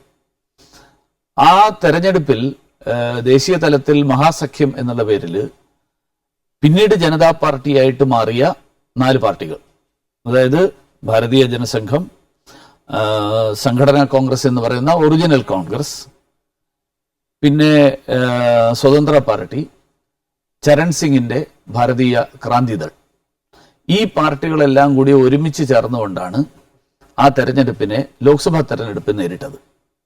അപ്പോൾ സ്കൂളിൽ ഞങ്ങൾ തെരഞ്ഞെടുപ്പിനെ കുറിച്ചൊക്കെയുള്ള ഡിസ്കഷൻസ് ഒക്കെ നടക്കുമ്പോൾ ഞാൻ സംഘടനാ കോൺഗ്രസിനോട് താല്പര്യമുള്ള കാരണം എൻ്റെ ഒരു എത്തിക്കൽ ബിലീഫാണത്. കാരണം വെച്ചാൽ ഇന്ദിരാഗാന്ധി ഭൂരിപക്ഷം കിട്ടിയിട്ടുണ്ടാകാം പാർട്ടിക്കകത്ത്, പക്ഷെ ഇന്ദിരാഗാന്ധിയെ അച്ചടക്ക നടപടികൾക്ക് വിധേയമാക്കിക്കൊണ്ട് പാർട്ടിയിൽ നിന്ന് പുറത്താക്കപ്പെട്ട ഒരാളാണ്. അപ്പൊ കോൺഗ്രസിന്റെ വാല്യൂസ് ഉൾക്കൊള്ളുന്നത് നിജലിംഗപ്പ കോൺഗ്രസ് എന്ന പേരിൽ പിന്നീട് അറിയപ്പെട്ട സംഘടനാ കോൺഗ്രസ് ആണ്. ആ കോൺഗ്രസിനോടൊപ്പമാണ് എൻ്റെ മനസ്സിൽ താല്പര്യം ഉണ്ടായത്. കാരണം ഇന്ദിരാഗാന്ധി ഇൻഡിസിപ്ലിന്റെ ഭാഗമായിട്ട് നിന്നു. ഇന്ദിരാഗാന്ധി പാർട്ടിയുടെ തീരുമാനത്തിന് വിരുദ്ധമായിട്ട് പ്രവർത്തിച്ചു. അപ്പൊ അങ്ങനെയുള്ള കാരണം എൻ്റെ കുടുംബത്തിൽ എന്നെ അച്ഛനും അമ്മയൊക്കെ ഹരിശ്ചന്ദ്രന്റെ കഥകളാണ്, കോൺഗ്രസ് സപ്പോർട്ടറാണ്. പക്ഷെ വാല്യൂസിന് വേണ്ടിയിട്ട് നിൽക്കണം, ജീവിതത്തിൽ ചില മൂല്യങ്ങൾക്ക് വേണ്ടി ജീവിക്കണം. അപ്പൊ അതുകൊണ്ട് ഞാൻ ഈ സംഘടനാ കോൺഗ്രസിനോടുള്ള താല്പര്യം മനസ്സിൽ സൂക്ഷിച്ചതുകൊണ്ട് സ്കൂളിൽ പ്രവർത്തനത്തിലൊന്നും ഇല്ലായിരുന്നു. സ്കൂളിൽ പക്ഷേ വിദ്യാർത്ഥി പരിഷത്തിന്റെ ആളുകൾ അവരെ ജനസംഘക്കാരായിട്ടാണ് കണക്കാക്കിയിട്ടുള്ളത്. RSSന്റെയും ജനസംഘത്തിന്റെയും ഒക്കെ വിദ്യാർത്ഥി സംഘടനയാണ് ABVP. അപ്പൊ സംഘടനാ കോൺഗ്രസിന്റെ താല്പര്യമുള്ള ഒരാള് ഇന്ദിരാഗാന്ധിയുമായിട്ടുള്ള ഫൈറ്റിൽ ഒരു ഗ്രാൻഡ് അലയൻസ് ഉണ്ടാക്കിയിട്ടുള്ള ആളുകളെല്ലാവരും കൂടി പൊതു താല്പര്യത്തിൽ ഞങ്ങൾ സുഹൃത്തുക്കളായി. അങ്ങനെയാണ് ഞാൻ ABVPയുമായിട്ട് കൂടുതൽ അടുക്കുന്നതും. അങ്ങനെ സ്കൂളിൽ പഠിക്കുമ്പം ABVPയുടെ ഒരു മീറ്റിങ്ങുകളിലേക്കൊക്കെ പോവുക, പരിപാടികളിലൊക്കെ അറ്റൻഡ് ചെയ്യുക, ജനസംഘത്തിന്റെ സ്റ്റുഡന്റ് ഓർഗനൈസേഷൻ എന്ന് മനസ്സിലാക്കിക്കൊണ്ട് തന്നെയാണ് അതിൽ പോയതും. ഞാൻ പ്രീ ഡിഗ്രിയിൽ എത്തിയപ്പോൾ എമർജൻസി ആയിരുന്നു. ഇപ്പൊ എമർജൻസിയിൽ അക്കാലത്ത് പരസ്യമായിട്ടുള്ള പ്രവർത്തനം ഒരു സംഘടനകളുടെ സാധ്യമല്ലായിരുന്നു. കോളേജിൽ എമർജൻസിക്ക് എതിരായിട്ട് നടന്ന ചില മൂവ്മെന്റ്സും രഹസ്യമായിട്ട് ലഘുലേഖകളിലൂടെ എമർജൻസിയിൽ അടിയന്തരാവസ്ഥക്കെതിരായിട്ട് രാജ്യം മുഴുവൻ നടക്കുന്ന മൂവ്മെന്റ്സിന്റെ ഡീറ്റെയിൽസ് ഒക്കെ എത്തിക്കാനുള്ള ഒരു സംവിധാനം ഉണ്ടായിരുന്നു, ഒരു നെറ്റ്വർക്ക് ഉണ്ടായിരുന്നു. ആ നെറ്റ്വർക്കിന്റെ ഭാഗമായിരുന്നു. അതിനു പുറമെ ഒരു ഇൻഫോർമലായിട്ട് ഒരുമിച്ച് കൂടാൻ പല ഒക്കേഷൻസ് ഉണ്ടാക്കും. അത് പരസ്യമായിട്ട് ആ പേരൊന്നും പറഞ്ഞിട്ടല്ല. ഇപ്പൊ ഉദാഹരണത്തിന് ശിവജിയുടെ ചിത്ര പ്രദർശനമായിട്ട് ഒരാൾ വന്നു. അതൊരു അന്ന് അടിയന്തരാവസ്ഥയിൽ ഇന്ദിരാഗാന്ധിക്കെതിരായിട്ട് പ്രവർത്തിക്കുന്ന ആൾക്കാരുടെ ഒരു പ്ലാൻ ആയിരുന്നു അത്. അപ്പൊ ശിവജിയുടെ ചിത്ര പ്രദർശനമായിട്ട് വരുമ്പോൾ ആർക്കും ഒബ്ജക്ഷൻ ഉണ്ടാവേണ്ട കാര്യമില്ല. അപ്പൊ ശിവജിയുടെ ചിത്ര പ്രദർശനത്തിന്റെ പേരിൽ ഞങ്ങൾക്ക് എല്ലാവർക്കും 2 ദിവസം ഒരുമിച്ച് കൂടാം. അവിടെ എക്സിബിഷൻ നടക്കുന്നു, അവിടെ പോകാം, കാണാം, എല്ലാവരോടും സംസാരിക്കാം. അപ്പൊ കാണേണ്ട ആൾക്കാർക്കൊക്കെ അവിടെ തമ്മിൽ പരസ്പരം കാണാം. അത് ഞങ്ങൾ സംസാരിക്കുന്ന ശിവജിയെ കുറിച്ചായിരിക്കില്ല, ബാക്കി കാര്യങ്ങളായിരിക്കും. അപ്പൊ അങ്ങനെയുള്ള എമർജൻസി പീരീഡിൽ അതുപോലെ ഗാന്ധിജിയുടെ പേരിൽ അവിടെ ഒരുമിച്ച് കൂടാം. അപ്പോ ഒക്ടോബർ 2 ഗാന്ധി ജയന്തി, ഇതുപോലെയുള്ള ചില ഒക്കേഷൻസിൽ ഒരുമിച്ച് കൂടുന്നതായിരുന്നു എമർജൻസിയിലെ പ്രീ ഡിഗ്രി കാലത്തെ എൻ്റെ രാഷ്ട്രീയ പ്രവർത്തനം എന്നോ സംഘടനാ പ്രവർത്തനം എന്നൊക്കെ പറയുന്നത്. അപ്പോഴും ഞാൻ ലീഡർഷിപ്പിലല്ല. ഞാനൊരു എന്നെ വിളിക്കുമ്പം പോവുക, പങ്കെടുക്കുക, വണ്ണമെന്നത്. ഞാൻ അത് കഴിഞ്ഞ് ഡിഗ്രിക്ക് ജോയിൻ ചെയ്ത് ഡിഗ്രി ഇംഗ്ലീഷ് ലിറ്ററേച്ചർ എടുത്ത് ജോയിൻ ചെയ്തതിന് ശേഷമാണ് ഞാൻ കുറച്ചും കൂടി സജീവമായിട്ട്, അപ്പോഴേക്ക് ജനതാ പാർട്ടിയുടെ ഗവൺമെന്റ് വന്നു. പക്ഷെ ജനതാ പാർട്ടിയുടെ ഗവൺമെന്റ് വന്ന് ഞങ്ങള് ബ്രണ്ണൻ കോളേജിൽ ഞങ്ങളും SFIയും കൂടി ഒരുമിച്ചാണ് ഇലക്ഷൻ മത്സരിച്ചു. പിന്നീട് ഞങ്ങൾ തമ്മിൽ വലിയ എതിർപ്പൊക്കെ വന്നു. പക്ഷേ SFIയും ABVPയും കൂടിയിട്ട് ഒരുമിച്ച് അലയൻസ് ഉണ്ടാക്കി. കാരണം അന്ന് കോൺഗ്രസിനെതിരായിട്ടുള്ള ജനവികാരമാണ്. കോൺഗ്രസ് അടിയന്തരാവസ്ഥയ്ക്ക് വേണ്ടി നിന്നു, ബാക്കി എല്ലാവരും അടിയന്തരാവസ്ഥയ്ക്കെതിരെ. അപ്പോൾ ജനാധിപത്യത്തിന് വേണ്ടി നിൽക്കുന്ന ആളുകൾ എന്നുള്ള നിലയിൽ SFIയും ഞങ്ങളും ഒരുമിച്ച് നിന്ന് മത്സരിച്ച് ജയിച്ചു. അവിടെ ജയിച്ചതിന് ശേഷം ഞാൻ പിന്നെ അങ്ങനെ ആ ഇലക്ഷനും അതുമായിട്ട് ബന്ധപ്പെട്ടിട്ടാണ് ഞാൻ കൂടുതൽ ആക്റ്റീവ് ആവുന്നതും. പിന്നീട് ഞാൻ 1978 ഫസ്റ്റ് ഇയർ ഡിഗ്രിക്ക് പഠിച്ചപ്പോൾ ഞാൻ ABVPയുടെ താലൂക്ക് പ്രസിഡന്റായിട്ട് എന്നെ എലക്ട് ചെയ്തു. ആ സമ്മേളനത്തിന് ഇപ്പോൾ RSSന്റെ അഖിലേന്ത്യാ നേതാവൊക്കെ ആയിട്ടുള്ള മദൻദാസ് എന്ന് പറഞ്ഞിട്ട്, അദ്ദേഹം ചാർട്ടേഡ് അക്കൗണ്ടന്റ് ആണ്. പക്ഷെ ചാർട്ടേഡ് അക്കൗണ്ടന്റ് ആയ ശേഷം അദ്ദേഹം കുടുംബജീവിതം വേണ്ടാന്ന് വെച്ച് പ്രചാരകനായിട്ട് ജീവിക്കുന്ന ഒരാളാണ്. അദ്ദേഹം അന്ന് ABVPയുടെ ഓൾ ഇന്ത്യ ഓർഗനൈസിംഗ് സെക്രട്ടറി ആയിരുന്നു. അദ്ദേഹം ആ സമ്മേളനത്തിന് തലശ്ശേരിയിൽ വന്നിരുന്നു. അപ്പൊ അന്ന് അദ്ദേഹമായിട്ട് ധാരാളം സംസാരിക്കാനുള്ള ഒരു അവസരം ഉണ്ടായി. അപ്പൊ അന്നാണ് അദ്ദേഹത്തെ ആദ്യമായിട്ട് കാണുന്നതും. 78 തൊട്ട് കഴിഞ്ഞ 40 വർഷമായിട്ട് ഞാൻ അദ്ദേഹമായിട്ടുള്ള വളരെ അടുത്ത റിലേഷൻ ഇപ്പോഴും തുടരുന്നു. അതാണ് എൻ്റെ ഒരു ഫോർമൽ ABVPയുടെ ഐഡിയോളജിക്കൽ ഇതിലേക്കുള്ള ഇൻഡക്ഷൻ. പിന്നീട് 78-ന് ശേഷം ABVPയുടെ ജില്ലാ സെക്രട്ടറിയായി, സംസ്ഥാന ജോയിന്റ് സെക്രട്ടറിയായി, സംസ്ഥാന 80-ൽ ഞാൻ ഡിഗ്രി കഴിഞ്ഞപ്പോൾ ഞാൻ പറഞ്ഞല്ലോ ഈ ജോലി കിട്ടി. ഞാൻ ജോലിയിൽ ജോയിൻ ചെയ്തു. 2 മാസമേ ജോലിയിൽ നിന്നുള്ളൂ. ജൂലൈയിലോ മറ്റോ ജോയിൻ ചെയ്തു. ഓഗസ്റ്റ്, സെപ്റ്റംബർ, ഒക്ടോബർ 4 മാസം. ഇപ്പൊ തലശ്ശേരിയിൽ കണ്ടിന്യൂസ് ആയിട്ട് CPM RSS സംഘർഷം നടക്കുന്ന പ്രദേശമാണ്. 80 ഒക്ടോബർ ലാസ്റ്റ് 30-നോ 31-നോ ഒക്കെയാണ്. അപ്പൊ ആ പ്രദേശത്ത് എന്തോ ഒരു ചെറിയ സംഘർഷം ഉണ്ടായി. ആ സംഘർഷത്തിന്റെ പേരിൽ എന്നെ പോലീസ് അറസ്റ്റ് ചെയ്തു. രാത്രി ഒരു 5-6 വണ്ടി പോലീസ് വീടൊക്കെ വളഞ്ഞ് വീട്ടില് റെയ്ഡൊക്കെ നടത്തി സെർച്ച് ചെയ്തു. എന്തൊക്കെ സാധനങ്ങളാണ്, ഇവിടെ ബോംബുണ്ടോ എന്നൊക്കെ ചോദിച്ചിട്ടൊക്കെ വന്ന് അപ്പൊ അമ്മ വളരെ വളരെ കൂളായിരുന്നു. അമ്മ എന്താ വെച്ചാൽ മുരളി തെറ്റൊന്നും ചെയ്തിട്ടൊന്നുമില്ല, നിയമവിരുദ്ധമായിട്ടുള്ള കാര്യങ്ങൾ ചെയ്തിട്ടില്ല, അയാൾക്ക് ഇഷ്ടമുള്ള ഒരു സംഘടനയിൽ അയാൾ പ്രവർത്തിക്കുന്നു, അത് അയാൾക്കുടെ സ്വാതന്ത്ര്യമാണ്. ഇപ്പൊ പോലീസ് റെയ്ഡ് നടത്തി എന്നെ അറസ്റ്റ് ചെയ്തു രാത്രി ഒരു 1 മണിക്കോ 2 മണിക്കൊക്കെയാണ്. ഒരു വധശ്രമം എന്ന് പറയുന്ന ഒരു കേസിലാണ് എന്നെ പെടുത്തിയത്, കൊലപാതക ശ്രമം. ആ സംഭവത്തിൽ അവൻ ഇൻവോൾവ് അല്ല എന്ന് എനിക്കറിയാം. അങ്ങനത്തെ കാര്യങ്ങളിൽ അവൻ ഇടപെട്ടിട്ടില്ല. അതുകൊണ്ട് എനിക്ക് അക്കാര്യത്തിൽ യാതൊരു അവൻ ചെയ്തത് എന്തെങ്കിലും തെറ്റാണെന്ന് തോന്നിയിട്ടില്ല, കുറ്റബോധമുള്ളൂ എനിക്കില്ല. അമ്മയുടെ സ്റ്റാൻഡ് അതായിരുന്നു. കുഞ്ഞുനാള് പോലെ കേൾക്കുന്നതാണ് രാഷ്ട്രീയം, എല്ലാ സ്ഥലത്തും ഉണ്ട്, നമ്മുടെ എല്ലായിടത്തും കേൾക്കുന്നതാണ്. പക്ഷെ ഞങ്ങളൊക്കെ കുഞ്ഞിലെ ഏറ്റവും കൂടുതൽ കേട്ടിരിക്കുന്നത് കണ്ണൂരോ രാഷ്ട്രീയമോ എന്നൊക്കെ നമ്മളെ ഒരു പേടിപ്പിച്ചിട്ടാണ് ആ ഒരു കണ്ണൂർ രാഷ്ട്രീയത്തെ കുറിച്ച് കൂടുതൽ എക്സ്പ്ലെയിൻ ചെയ്തിരിക്കുന്നത്. ട്രിവാൻഡ്രത്തെ അല്ല, ആലപ്പുഴ അല്ല, ഒന്നുമല്ല, പക്ഷെ ഒരു പ്രത്യേക രീതിയിലാണ് കണ്ണൂരോ അയ്യോ വേണ്ട അങ്ങനെയൊക്കെ പേടിപ്പിച്ചിട്ട്. അതെന്താ അങ്ങനെ?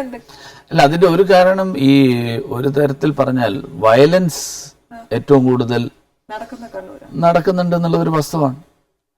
വയലൻസ് കണ്ണൂർ മാത്രമല്ല നടന്നത്, ഇപ്പോൾ ആലപ്പുഴയിലും വയലൻസ് ഉണ്ടായിരുന്നു ഒരു കാലഘട്ടത്തിൽ, തൃശ്ശൂരിൽ വയലൻസ് ഉണ്ടായിരുന്ന ഒരു കാലഘട്ടത്തിൽ, തിരുവനന്തപുരത്ത് വയലൻസ് ഉണ്ടായിരുന്ന ഒരു കാലഘട്ടത്തിൽ, ഇപ്പോഴും ഇന്റർമിറ്റന്റ് ആയിട്ടുണ്ട് പലപ്പോഴും ചില സ്പൊറാഡിക് ഇൻസിഡൻസ്. പക്ഷേ ഒരു തുടർച്ചയായിട്ട് സംഘർഷം അത് കണ്ണൂർ ജില്ലയിൽ മാത്രമേ ഉള്ളൂ. അതിന്റെ ഒരു കാരണം കണ്ണൂർ ജില്ല മാർക്സിസ്റ്റ് പാർട്ടിയുടെ ഒരു വലിയ ശക്തി കേന്ദ്രമാണ്. അപ്പൊ അവിടെ അത് അവർക്ക് അവരുടെ ആൾക്കാർ നഷ്ടപ്പെടുന്നത് അതൊരു പ്രശ്നമാണ്. ഇപ്പൊ ഞാൻ ഇന്നലെ രാത്രി പാലക്കാടായിരുന്നു. പാലക്കാട് കിഴക്കഞ്ചേരി പഞ്ചായത്ത് കേരളത്തിൽ പൊതുവെ അറിയപ്പെടുന്നത്, ഞാൻ അവിടെ ഇതിനു മുമ്പും ധാരാളം തവണ പോയിട്ടുള്ളത്, ശോഭ ഗ്രൂപ്പിലെ PNC മേനോന്റെ അദ്ദേഹത്തിന്റെ ജന്മസ്ഥലമാണ്. അദ്ദേഹം നടത്തുന്ന സമൂഹ വിവാഹത്തിൽ പങ്കെടുക്കാൻ ഞാൻ നിരവധി തവണ അവിടെ പോയിട്ടുണ്ട്. അവിടെ പക്ഷെ ഇന്നലെ ഞാൻ പോകേണ്ടി വന്നത്, അവിടെ BJPയുടെ ഒരു എക്സ് സർവീസ് മാൻ ആയിട്ടുള്ള ഒരു പ്രവർത്തകൻ 18 വർഷം ആർമിയിൽ വർക്ക് ചെയ്ത് തിരിച്ചു വന്നതാണ്. അമ്മയും ഇദ്ദേഹവും അദ്ദേഹത്തിന്റെ സഹോദരി വിവാഹിതയായി, ഇദ്ദേഹം മാത്രമേ ഉള്ളൂ. അദ്ദേഹം വിവാഹിതനല്ല. വേറെ അദ്ദേഹം കുഴപ്പക്കാരനാണെന്ന് ആരും പറഞ്ഞിട്ടില്ല. പക്ഷെ അദ്ദേഹത്തിന് വീട്ടിൽ അകത്ത് കയറി അദ്ദേഹത്തിന്റെ കാലുകളടക്കം വെട്ടി മരണപ്പെട്ടില്ല. അദ്ദേഹം കഴിഞ്ഞ ഒരു 24 ദിവസമായിട്ട് അദ്ദേഹം എറണാകുളത്ത് ഹോസ്പിറ്റലാണ്. അപ്പൊ അത് കാരണം ആ പഞ്ചായത്തിൽ വലിയ ശക്തിയുണ്ട്. അപ്പൊ ആ ശക്തിയുള്ള സ്ഥലത്ത് വേറൊരു പാർട്ടിയുടെ ആൾക്കാർ ചെല്ലുന്നതും അവിടെ പ്രവർത്തനം തുടങ്ങുന്നതും അതിലേക്ക് അവരുടെ പാർട്ടിയിൽ നിന്ന് ആൾക്കാർ വരുന്നതും ഒക്കെ ഒരു അവർക്ക് ഉൾക്കൊള്ളാൻ കഴിയാത്ത ഒരു. സർ, എനിക്കത് മനസ്സിലാക്കാം ഒരു പരിധി വരെ. പക്ഷെ ഇപ്പൊ ഈ ഒരാൾ ഭരിച്ചുകൊണ്ടിരിക്കുന്ന സ്ഥലത്ത് ഒരാൾ കയറി വരിക, അപ്പൊ ആ ഒരു പാർട്ടിനെ ഇല്ലാതാക്കുന്ന ഈ ഒരു വയലൻസിൽ കൂടെ മാത്രമേ സാധിക്കുകയുള്ളൂ. അത് വാസ്തവത്തിൽ അങ്ങനെ ഉണ്ടാവാൻ പാടില്ല. അതെ, ശരിക്കും ഉണ്ടാവേണ്ടത്, ഉദാഹരണത്തിന് അഭിപ്രായ വ്യത്യാസം നാച്ചുറലാണ്. അഭിപ്രായ വ്യത്യാസം ആർക്കും, എല്ലാവരും ഒരേ അഭിപ്രായക്കാരാവണമെന്നില്ലല്ലോ. ഈവൻ എന്റെ അഭിപ്രായത്തോട് ആനി യോജിക്കണമെന്നില്ല. പക്ഷെ അഭിപ്രായ വ്യത്യാസമുള്ള ആളുകളെ ശത്രുവായിട്ട് കാണുന്നതും അഭിപ്രായ വ്യത്യാസമുള്ള ആളുകളെ ഇല്ലാതാക്കണം എന്ന് വിചാരിക്കുന്നതും അത് ആണ് തെറ്റ്. സർ, ഇപ്പൊ പുറത്ത് നമ്മുടെ മലയാളികൾ പലതാന്നൊക്കെ പറഞ്ഞപ്പോ അതിനകത്ത് ഒരു കാര്യം എന്നോട് എനിക്ക് ചോദിക്കണമെന്നുണ്ടായിരുന്നേ. സർ, ചിലപ്പോ ഞാൻ ചോദിക്കുന്ന മണ്ടത്തരായിരിക്കും, പൊട്ടത്തരായിരിക്കും, എന്നാണേലും എന്റെ ഒരു സംശയം മാത്രമേ ഉള്ളേ. ഇപ്പൊ നമ്മുടെ മോദിജി സർ പറഞ്ഞിരുന്നു, ഇപ്പൊ നമുക്ക് പുറത്ത് എന്താ റെക്കോർഡിക്കലി തെളിവില്ലാത്ത നമ്മുടെ ഇന്ത്യക്കാർ തന്നെ കുറെ പല ബാങ്കുകളിലേക്ക് റെക്കോർഡിക്കലി തെളിവില്ലാതെ കുറെ പൈസ ഇൻവെസ്റ്റ് ചെയ്തിട്ടുണ്ട്. അപ്പൊ നമുക്കത് തിരിച്ച് കിട്ടുവാന്നുവെങ്കിൽ ഓരോ ഇന്ത്യക്കാർക്കും 15 ലക്ഷം വെച്ച് കിട്ടുമായിരിക്കാം എന്ന് അദ്ദേഹം പറഞ്ഞിരുന്നു. പക്ഷെ അത് ഇതുവരെ ക്ലാരിഫൈ ആവുന്നില്ല. എന്നാ അദ്ദേഹം പറഞ്ഞേ? അല്ല, അതില് കുറെ കൺഫ്യൂഷൻ ഉണ്ടാക്കാൻ ചില ആൾക്കാർ ശ്രമിക്കുന്നുണ്ട്. അദ്ദേഹം വാസ്തവത്തിൽ പറഞ്ഞതെന്ന് വെച്ച് കഴിഞ്ഞാൽ, നമ്മുടെ അൺഅക്കൗണ്ടഡ് ആയിട്ട് ഇന്ത്യക്കാര് ഫോറിൻ ബാങ്കുകളിൽ നിക്ഷേപിച്ചതായിട്ട് കരുതപ്പെടുന്ന എമൗണ്ട്, ആ എമൗണ്ട് നമുക്ക് തിരിച്ച് എത്തിയാണെങ്കിൽ നമുക്ക് ഓരോരുത്തർക്കും 15 ലക്ഷം വരെ കിട്ടും. ഇത് തിരിച്ചു വരും, തിരിച്ചു വന്നിട്ട് എല്ലാവർക്കും അവരുടെ അക്കൗണ്ടിൽ ഇട്ടു തരുന്നല്ല, ഈക്വാലന്റ് ടു 15 lakhs, അതിന് തുല്യമായിട്ടുള്ളതാണ് അവിടെ ഉള്ളത്. എന്ന് പറഞ്ഞാൽ 15 lakhs into 120 crores. ഇതാണത്. ഇത് വന്നിട്ട് എല്ലാവർക്കും 15 ലക്ഷം ഇട്ട് തരും എന്നുള്ള ഇതാണ് ഇപ്പോ വരുന്ന ക്യാമ്പയിൻ പ്രചരിപ്പിക്കുന്നത്. ഇപ്പൊ കഴിഞ്ഞ ദിവസം ആരോ RTIയിൽ വിവരാവകാശത്തില് ഒരു അപേക്ഷ കൊടുത്തു. ഇങ്ങനെ പ്രധാനമന്ത്രി പറഞ്ഞിരുന്നു അത് എപ്പോഴാ കിട്ടുക എന്നൊക്കെ ചോദിച്ചിട്ട്. അദ്ദേഹം ഒരിക്കലും പറഞ്ഞിട്ടില്ല ഇനി നാളെ ഗവൺമെന്റ് ഈ പണം തിരിച്ചു കൊണ്ടുവന്നു കഴിഞ്ഞാൽ ആ പണം ഈ രാജ്യത്തെ എല്ലാവർക്കും ഈക്വലായിട്ട് ഡിവൈഡ് ചെയ്ത് കൊടുക്കാം എന്ന് ഒരിക്കലും പറഞ്ഞിട്ടില്ല. അങ്ങനെ പറയാൻ ഒരാൾക്കും സാധ്യമല്ല. അതെന്തറിയോ, ഇതൊക്കെ കേൾക്കുമ്പോ ഞങ്ങള് വീട്ടമ്മമാർ ഈശ്വര അത് കിട്ടിയിരുന്നെങ്കിലോ എന്ന് ആലോചിക്കും. എനിക്ക് തോന്നുന്നു നമ്മുടെ സംസാരിച്ച് ഒരുപാട് രാഷ്ട്രീയത്തിലേക്ക് ഇറങ്ങിയത് സംശയം. എന്റെ ഫാമിലി വിട്ടുപോയി. ചേച്ചി എവിടെ പോയി? ചേച്ചി അവര് കോളേജ് അധ്യാപികയാണ്. ഇപ്പൊ വെക്കേഷനാണ്. വെക്കേഷൻ ആണെങ്കിലും അവര് ഈ സ്ത്രീകളുടെയും കുട്ടികളുടെയും ഒക്കെ പലതരത്തിലുള്ള ഇഷ്യൂസ് അതിൽ ഇടപെടുന്ന ഒരാളായതുകൊണ്ട് അവരുടെ അത്തരത്തിലുള്ള പ്രവർത്തനങ്ങളിലാണ് അവർ കൂടുതൽ. അതുകൊണ്ട് അതുകൊണ്ട് കഴിഞ്ഞ ദിവസം അവർ കാസർഗോഡ് അവിടുത്തെ യൂണിവേഴ്സിറ്റിയിലെ വിമൻ സ്റ്റഡീസ് സെന്ററിന്റെ ഇനോഗ്രേഷൻ ആയിരുന്നു. അതിന് പോയി. അപ്പൊ ഞങ്ങള് രണ്ടുപേരും കുടുംബമായിട്ടാണെങ്കിലും ഞങ്ങൾ ഒരുമിച്ചാണ് ജീവിക്കുന്നത് എന്ന് പറഞ്ഞാൽ ഒരേ വീട്ടിൽ 24 മണിക്കൂർ 365 ദിവസം.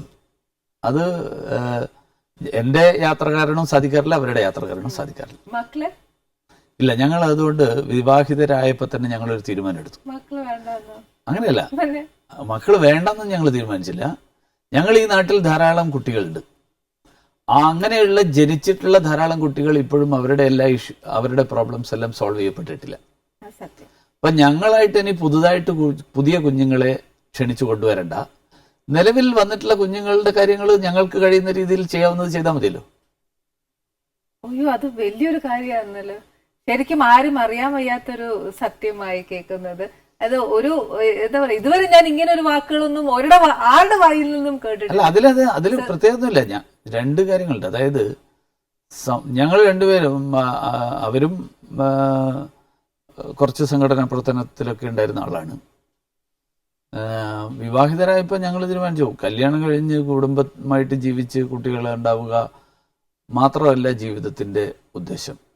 ഞങ്ങൾ പൊതുസമൂഹത്തുമായിട്ട് ബന്ധപ്പെട്ടിട്ടുള്ള കാര്യങ്ങളിൽ പ്രവർത്തിക്കുന്നതിൽ സന്തോഷം കണ്ടെത്തുന്ന ആളുകളായതുകൊണ്ട് അത് വേണമെങ്കിൽ പറയാൻ ഞങ്ങളുടെ സ്വാർത്ഥതയാണ്. കാരണം എനിക്ക് അതിലാണ് സന്തോഷം. ഞങ്ങൾക്ക് ചില ആളുകൾക്ക് കുട്ടികളുടെ കൂടെ സിനിമ കാണാൻ പോകുന്നതിലായിരിക്കും സന്തോഷം. ഞങ്ങൾക്ക് സ്വന്തം കുട്ടികളില്ലെങ്കിലും ഒരു കുട്ടി വിഷമം അനുഭവിക്കുന്ന ഒരു കുഞ്ഞുണ്ടെങ്കിൽ ആ കുഞ്ഞിന്റെ വിഷമം മാറ്റാൻ ഞങ്ങൾക്ക് എന്തെങ്കിലും ചെയ്യാൻ പറ്റുമെങ്കിൽ ഞങ്ങൾക്ക് അതിൽ സന്തോഷം കണ്ടെത്തും. അതുകൊണ്ട് ബയോളജിക്കൽ പാരന്റ്ഹുഡ് അതിലൂടെ മാത്രമേ ഒരു അച്ഛൻ പാരന്റ് ആവുള്ളൂ എന്നുള്ള ഒരു ധാരണ ഞങ്ങൾക്കില്ല.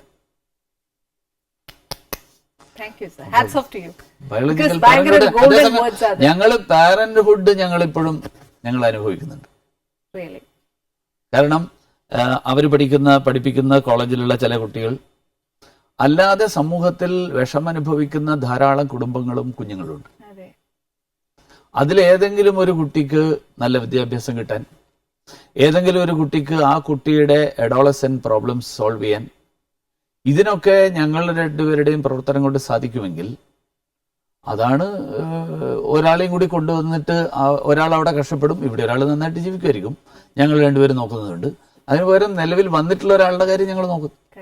ഇപ്പൊ ശരിക്കും പറഞ്ഞാൽ എന്റെ വീട്ടമ്മമാര് കുറെ പേര് പ്രോഗ്രാം കാണുന്നുണ്ട്. ശരിക്കും സാർ പറഞ്ഞത് കുറെ കുഞ്ഞുങ്ങളും കൂടെ അറിയുന്നുണ്ടാവും. അവരുടെ പ്രശ്നങ്ങൾ പരിഹരിക്കാൻ ആരുണ്ട് എന്നുള്ള രീതിയിൽ എത്രയോ കുഞ്ഞുങ്ങളുണ്ടല്ലോ സാർ പറയുന്ന പോലെ. ഇപ്പൊ ഈ അറിഞ്ഞു കഴിയുമ്പോ തന്നെ ആ കുഞ്ഞുങ്ങൾ കുറെ പേര് സാറിന്റെ അടുത്ത് വരും. തീർച്ചയായിട്ടും എനിക്ക് കഴിയുന്ന എന്റെ ലിമിറ്റേഷൻ, ഞാൻ അങ്ങനെ എല്ലാ പ്രോബ്ലംസും സോൾവ് ചെയ്യാന്നല്ല. എന്റെ പരിമിതിക്കകത്ത്, ഞങ്ങളുടെ പരിമിതിക്കകത്ത്, എന്റെ അല്ല ഞങ്ങളുടെ പരിമിതിക്കകത്ത് നിന്നുകൊണ്ട് ഞങ്ങൾക്ക് സാധിക്കാവുന്ന കാര്യങ്ങൾ ഞങ്ങൾ ഇപ്പോഴും ചെയ്തുകൊണ്ടിരിക്കുന്നുണ്ട്. കുറെ കാര്യങ്ങൾ സംസാരിച്ചിട്ട് ഞാൻ ഭക്ഷണം പോലും കൊടുക്കുന്നില്ല, മര്യാദകേടാ. പക്ഷെ എന്നാലും ഇനി ഞാൻ ഭക്ഷണം തന്നിട്ടേ വർത്താനം പറയുന്നുള്ളൂ.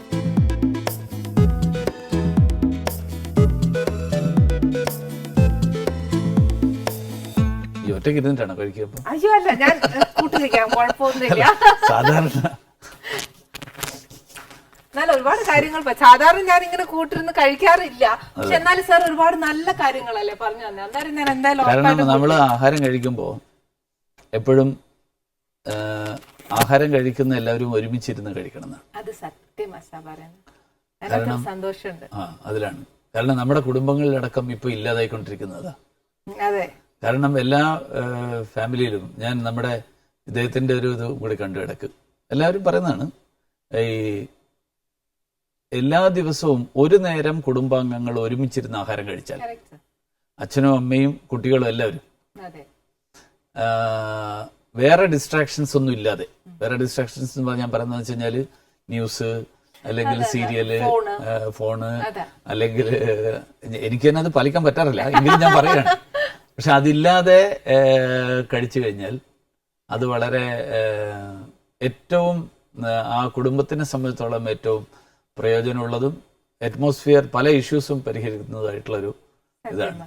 ദിവസത്തിൽ ഒരു നേരം റിലാക്സ്ഡ് ആയിട്ട് ഒരുമിച്ചിരുന്ന് ആഹാരം കഴിക്കുന്നത് ഒരു നേരം മതി. ഇപ്പോഴത്തെ ഈ കാലഘട്ടത്തിൽ ധാരാളം വാർത്തകൾ വരുന്നത് സ്ത്രീകൾക്കെതിരായിട്ടുള്ള ധാരാളം ഇഷ്യൂസാണ്.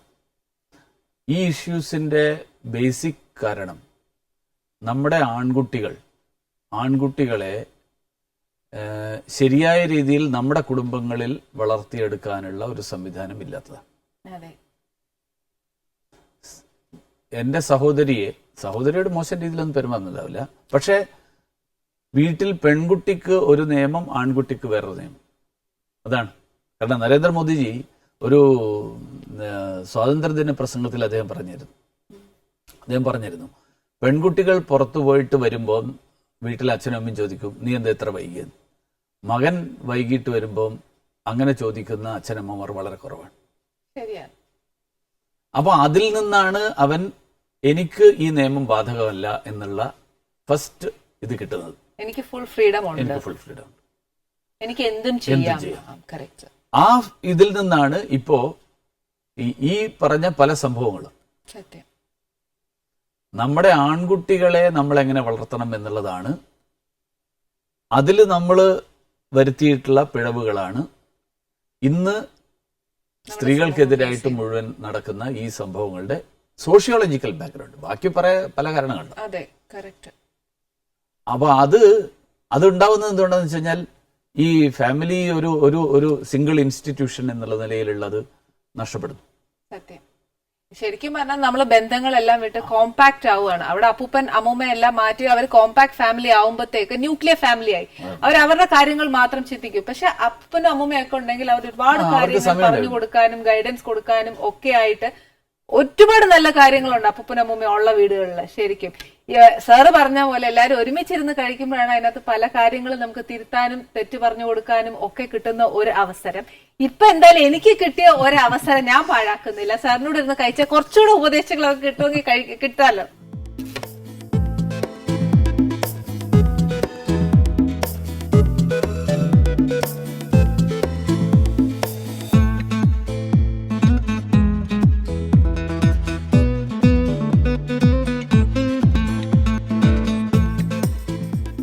സാർ ഒരു കാര്യം കൂടെ ചോദിച്ചിട്ട് എനിക്ക് ചെറിയൊരു സംശയമാണ്.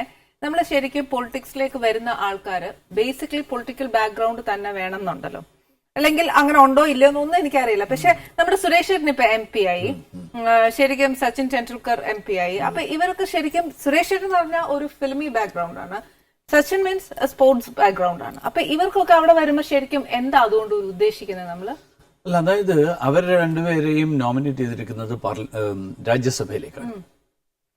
രാജ്യസഭയിൽ ആകെ ഉള്ള 245 പേരിൽ 233 പേര് സ്റ്റേറ്റുകളുടെ റെപ്രസെന്റേറ്റീവ്സ് ആണ്.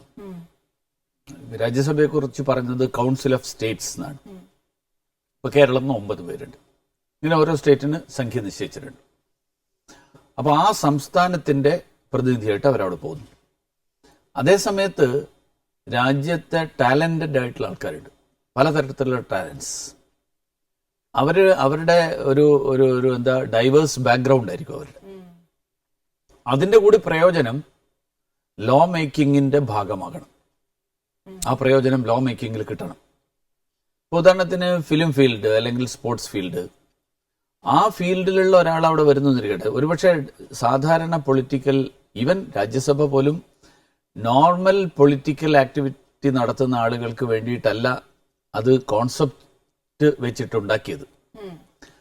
ഡയറക്റ്റ് ലോക്സഭയിലേക്ക് തെരഞ്ഞെടുപ്പ് നടക്കുന്നത് പോലെ ഇലക്ഷനിൽ മത്സരിച്ച് പോപ്പുലർ വോട്ടിന്റെ അടിസ്ഥാനത്തിൽ തെരഞ്ഞെടുക്കപ്പെടാൻ സാധിക്കാത്ത ആൾക്കാരുണ്ട്. ഇപ്പോൾ വായനയും എഴുത്തും പഠനവും ഒക്കെ ആയിട്ട് നടക്കുന്ന ആൾക്കാരുണ്ടല്ലോ, അവരുടെ കഴിവുകൾ പ്രയോജനപ്പെടുത്താൻ വേണ്ടിയിട്ടാണ് വാസ്തവത്തിൽ രാജ്യസഭ ക്രിയേറ്റ് ചെയ്തത്.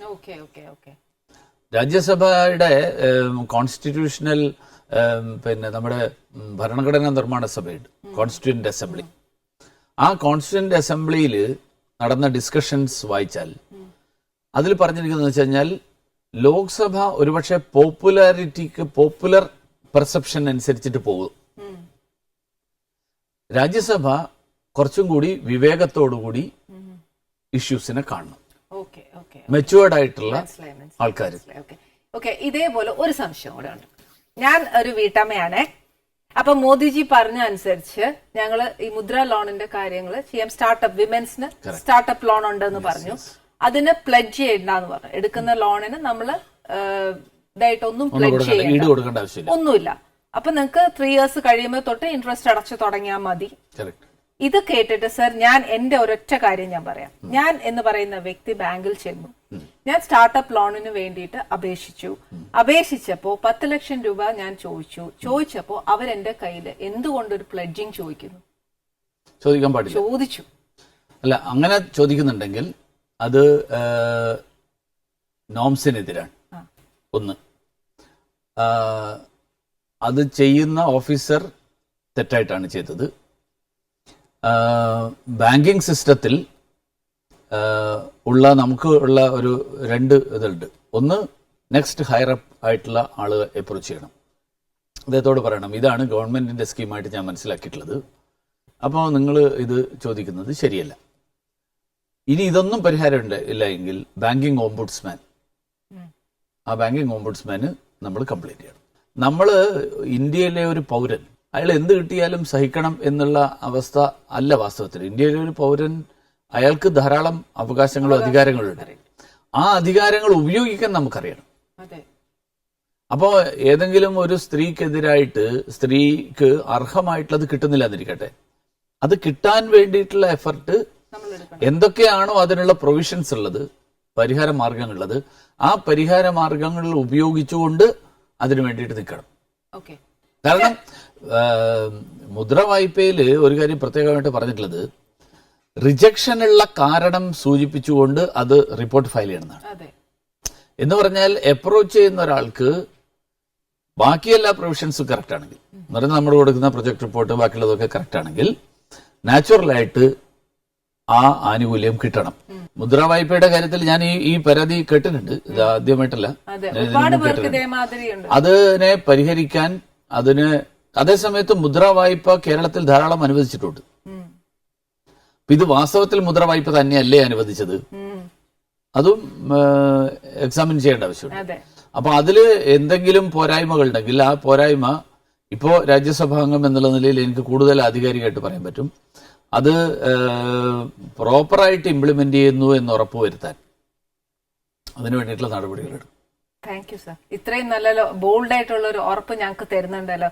എന്തായാലും ഇത്രയും വിലപിടിപ്പുള്ള സമയത്ത് സാർ ഒരുപാട് ഉപദേശങ്ങൾ, പ്രത്യേകിച്ച് വീട്ടമ്മമാർക്ക് വേണ്ടിയ സാധനങ്ങൾ, ഒരുപാട് കാര്യങ്ങൾ തന്നു. ഈ ഒരുപാട് സ്ട്രെസ്സിന്റെ ഇടയിൽ സാർ എപ്പോഴെങ്കിലും റിലാക്സ്ഡ് ആവാൻ വേണ്ടി സിനിമ കാണുമല്ലോ, പാട്ട് കേൾക്കലോ, എന്തെങ്കിലും ഒക്കെ ചെയ്യും? അല്ല, റിലാക്സ്, ഞാൻ ഇപ്പോഴും റിലാക്സ്ഡ് ആണ്. അല്ല, റിലാക്സ് ചെയ്യാൻ വേണ്ടിയിട്ട് പ്രത്യേകിച്ചൊന്നും ചെയ്യേണ്ട കാര്യമില്ല. അല്ല, അതൊക്കെ പോവും. ഞങ്ങൾക്ക് സിനിമ കാണുന്നതിനേക്കാളും ഞങ്ങൾ ഒരുമിച്ചിരുന്ന് വർത്തമാനം പറയുന്നതാണ് ഞങ്ങളുടെ ഏറ്റവും വലിയ റിലാക്സേഷൻ. സിനിമ കാണാറുണ്ട്. ലാസ്റ്റ് കണ്ട സിനിമ ബാഹുബലി. ബാഹുബലി 2. ആദ്യം കണ്ടത് ഞാനത് ഇപ്പോഴും എന്നോട് പറയും ജയശ്രീ. കാരണം വെച്ച് കഴിഞ്ഞാല് കല്യാണം കഴിഞ്ഞ 8 മാസം കഴിഞ്ഞപ്പോഴാണ് ആദ്യമായിട്ട് ഒരു സിനിമക്ക് പോയത്. നമ്മുടെ അഗ്നിസാക്ഷി നമ്മുടെ ലളിതാംബിക അന്തർജനത്തിന്റെ നോവലിനെ ശ്യാംപ്രസാദ് എഴുതിയ പടം. ഞങ്ങൾ തിരുവനന്തപുരത്ത് ഏറ്റവും ഇഷ്ടപ്പെട്ട ഹീറോ ഏതാ? ഈ ഏറ്റവും ഇഷ്ടപ്പെട്ടെന്ന് പറഞ്ഞാൽ ഒന്നിലധികം ആളുകളാവാലോ. ഈ നമ്മുടെ മലയാളത്തിൽ ധാരാളം നല്ല ഹീറോസ് ഉണ്ട്, അവരെല്ലാവരും എനിക്ക് ഇഷ്ടമാണ്. ഇപ്പൊ മമ്മൂട്ടി ഉണ്ട്, മോഹൻലാൽ ഉണ്ട്, പൃഥ്വിരാജ് ഉണ്ട്, ശ്രീനിവാസൻ ഉണ്ട്, ഇപ്പൊ നിവിൻ പോളി ഉണ്ട്. ശ്രീനിവാസനോട് എത്ര ഇഷ്ടം തോന്നിയ? ശ്രീനിവാസൻ ഒന്നെന്ന് വെച്ചാല് ഒരു നല്ല നമ്മുടെയൊക്കെ ജീവിതത്തിൽ നമ്മൾ കണ്ടുകൊണ്ടിരിക്കുന്ന പലതും വളരെ എഫക്റ്റീവായിട്ട് അവതരിപ്പിക്കുന്ന ഒരാളാണ്. എന്ന് പറഞ്ഞാൽ ജീവിതവുമായിട്ട് ബന്ധമുള്ള കാര്യങ്ങളാണ് അദ്ദേഹത്തിന്റെ ഓരോ കഥാപാത്രവും. വളരെ സത്യം. പിന്നെ ഞങ്ങൾ അടുത്തടുത്തുള്ള പ്രദേശക്കാരാണ്, അതുകൊണ്ട് ഒരു പ്രത്യേക താല്പര്യമുണ്ട്. അതുകൊണ്ട് ഒരു സ്നേഹം, ഒരു സ്പെഷ്യൽ ആയിട്ടുള്ള സ്നേഹം, അയൽവക്കക്കാരായിട്ട് സ്നേഹം കൂടുന്നൊക്കെ പറയും. ഇനിയിപ്പോ ഞങ്ങളൊക്കെ അങ്ങോട്ടൊക്കെ വരുന്നതെന്നാ. പക്ഷെ എന്നാലും ഞങ്ങളുടെ ഇവിടുന്ന് സാർ ഒരു MP ആയി, ഇനി ഞങ്ങളുടെ ഇവിടുന്ന് തന്നെ സാർ ഒരു മന്ത്രിയായി മാറണം നെക്സ്റ്റ് ഇലക്ഷൻ. ഞങ്ങളുടെ എല്ലാം ഫുൾ സപ്പോർട്ട് സാറിനുണ്ടാവും. സന്തോഷം.